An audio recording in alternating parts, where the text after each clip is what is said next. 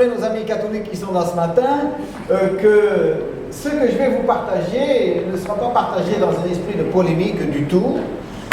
Nous sommes pleinement engagés dans une logique d'écuménisme qui est un dialogue, un rapprochement. On croit à l'unité des chrétiens en Christ. Donc soyez rassurés par rapport à toutes ces questions-là. Mais, comme a dit Antoine, il y a des différences. Et j'ai souvent remarqué qu'on n'ose pas aborder les différences parce que ça peut gêner. Mais les différences sont des réalités. Et aujourd'hui, eh bien, nous voulons les aborder dans un esprit de respect, bien sûr, respect des convictions des uns et des autres, de la foi des uns et des autres, mais non seulement catholiques, mais protestants, orthodoxes. Mais s'il y a des communistes ici, eh bien, on respecte aussi les convictions, la conviction de la non-foi, comme s'il y avait un juif ici ou bien un musulman, on respecterait aussi la conviction de tous ceux qui sont là. Donc comprenez qu'il n'y a absolument rien d'essayer de vous convaincre d'une façon ou d'une autre aujourd'hui. Cependant, vous êtes arrivé dans un lieu protestant, n'est-ce pas? Protestant évangélique. Donc, nous avons voulu faire cela pour donner à ceux qui, justement, se posent la question des différences, pour mieux comprendre. Après, à chacun de faire son choix, n'est-ce pas? Alors, c'est vrai qu'en tant que pasteur protestant, qui a passé de longues années en France, venant d'une famille française, pour ceux qui me connaissent, vous le savez, vous l'avez souvent entendu, même venant du nord de la France, donc on m'a souvent posé la question parce que en France, pays de culture catholique, un pasteur protestant, c'est quand même un objet de curiosité, vous voyez, pour beaucoup. Et alors, on m'a souvent exprimé la conception de la différence de cette façon. On m'a posé la question à plusieurs reprises, mais dites, vous les pasteurs protestants, vous êtes mariés? C'est bien ça. Alors, je réponds, oui, je suis marié, nous sommes mariés. Et alors, souvent les gens répondent, c'est bien. C'est tout à fait normal, vous êtes des hommes.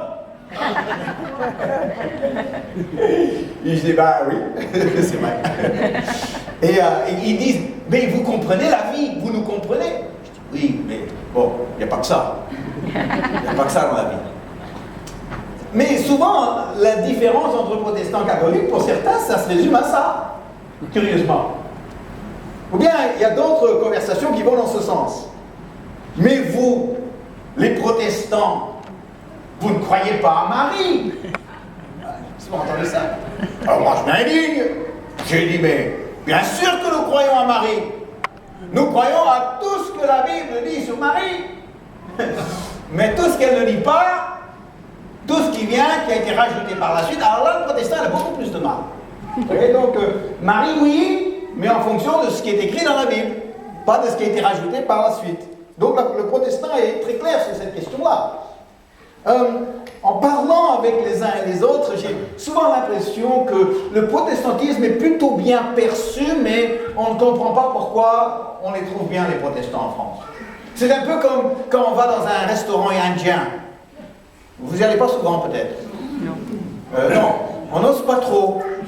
On ne sait pas trop ce que c'est. Pourtant, ça sent bon.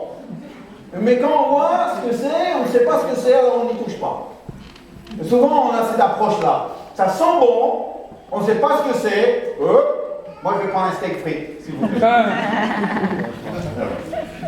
Donc, parlons d'abord des points de convergence, parce qu'il y en a beaucoup, beaucoup. On est chrétiens. Eh oui. Et donc, eh bien, les catholiques et les protestants comme les catholiques, croient qu'il y a un seul Dieu. Le christianisme, c'est une des grandes religions monothéistes, comme on dit. Et que ce Dieu aime les hommes. Ça commence bien. Les deux croient que Dieu est à la fois Père, Fils et Saint-Esprit. Ça s'appelle la Trinité. On ne va pas rentrer dans tous ces grands débats théologiques ce matin.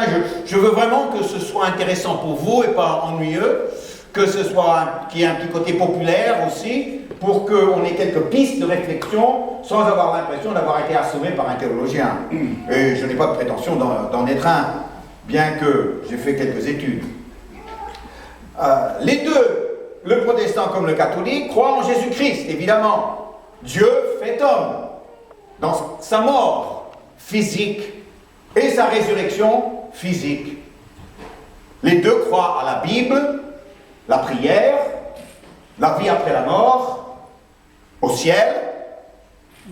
Ils croient aux valeurs chrétiennes, telles que le mariage, la famille, l'honnêteté.